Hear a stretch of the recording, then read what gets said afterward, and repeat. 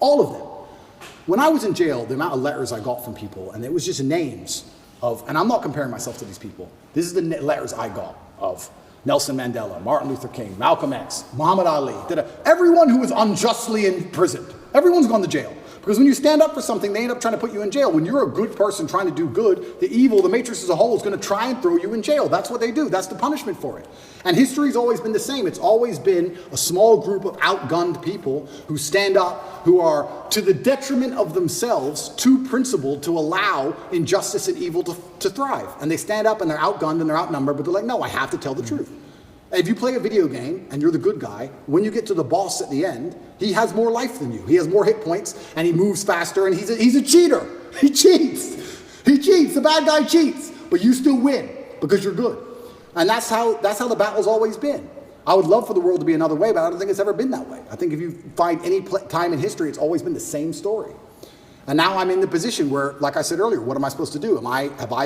Do I have a life path in which I can genuinely help people? And do I have a life path in which I can genuinely do some damage to the evil to the world?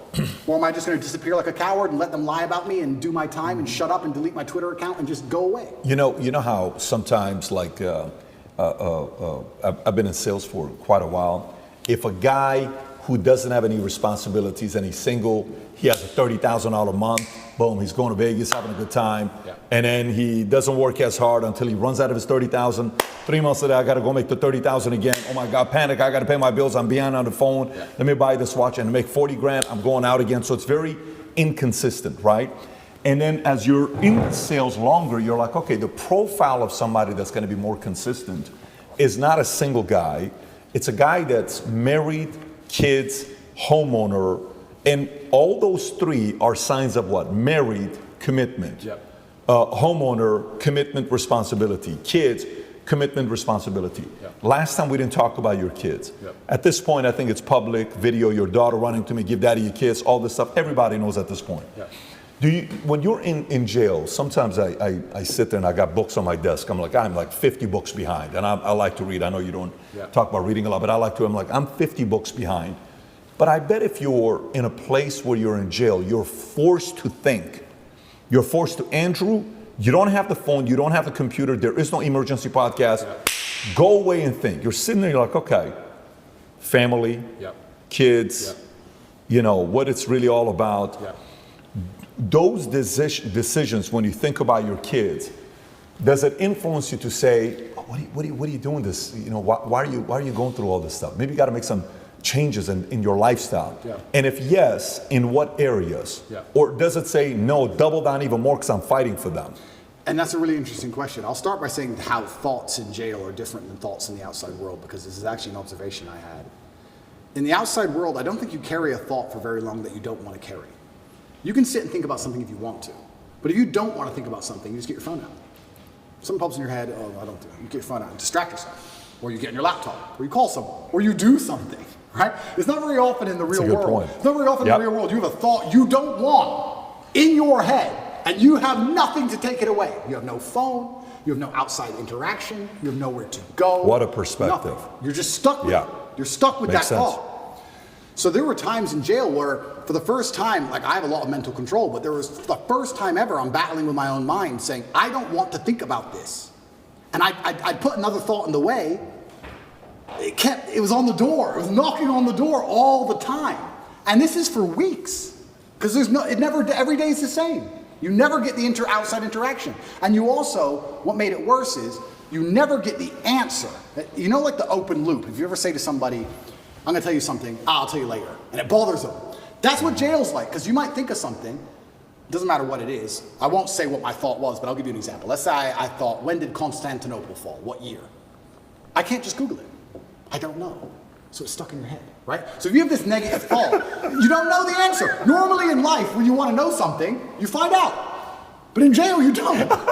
So you're like, I don't know. You got this in your head and you're like, I can't get this out of my head. So when you have a negative thought, especially if there's an open loop to it, you need to know something or you want to know something. You can't get it out of your mind. I would sit there for hours just meditating, trying to just keep the door closed on negative thoughts. It's really difficult. It's a really strange experience. And maybe in normal jail in Western countries where you get to go and interact with people, you can distract yourself. But I was stuck in a room for 93 days in one room. I did not leave. That was where I was. I was allowed to go to the fridge once a day, which is a 3-meter walk and back. That is it in my room. You and Tristan are in the same room or no? At the beginning we weren't, but then we ended up in the same room. Got it. Yeah. Okay. So, yeah, the thoughts in jail are very pervasive. And it's also a long time, maybe never, in the outside world where I had a thought in my head for weeks and weeks and weeks and weeks. You just satisfy the problem. You fix the issue in the real world. In jail, you can't do that. So yeah, family and kids, and those are the positive things that you do think about. But it's difficult because I think of children, I think of legacy. And then if you're going to think of your legacy via your children, you have to think of your legacy via your actions. And then you have to sit and by extension go, well, truly, truly on my deathbed, truly, will I be happier if I gave up or if I continue to tell the truth? I'm scared of the regret of thinking, you know what, I was the most famous man in the world and every man on earth was listening to me and I was really making a difference, but I got scared. I don't think I can live with that. I don't think I can live as a coward. I'd feel like a pussy. I just feel like a wimp. And sometimes inside of men, that's all it takes for us to do the most stupid things there is. The idea of feeling like a coward. A man will run into a burning building to not be a coward. If the firefighter, they go, there's children in there, and the whole building's on fire. It's like, well, I can't be a coward. Oh, fuck it. And you'll risk your life. It's something that's built inside of us, honor and pride. It's something that should be. It's what they're trying to take away from us. But it's what used to be built inside of men. And I just feel like I can't give up. I know what I'm doing is good. I know what I'm teaching is good. I know that people don't like it, but I know I'm not teaching anything that's bad. And yeah, I want my children to be happy, but I have daughters too. And how do you make sure that your daughters are secure and have a good future? Well, I think you do that by building good men. How else do you do it? My daughter is mine now, but she won't be mine forever. She's going to marry somebody. I like the idea of her marrying a good man with honor and principle, a man like me. I don't want to marry some idiot. So they call me a misogynist and I'm anti-woman. I'm pro-woman. The best way you can improve the lives of women is make men, better at being men. Because when a man is a good man, he's good for all of society, including women. He's good for everyone around him when he's good at being a man. So I feel like I'm helping them as well by extension. And it's difficult. And yeah, I can't say with honesty that I strongly considered giving up. It never crossed my mind. It was there for a second. Do I need to do this? And after like half a second, it was like, yeah, I do. I don't know why. I can't. It doesn't make logical sense.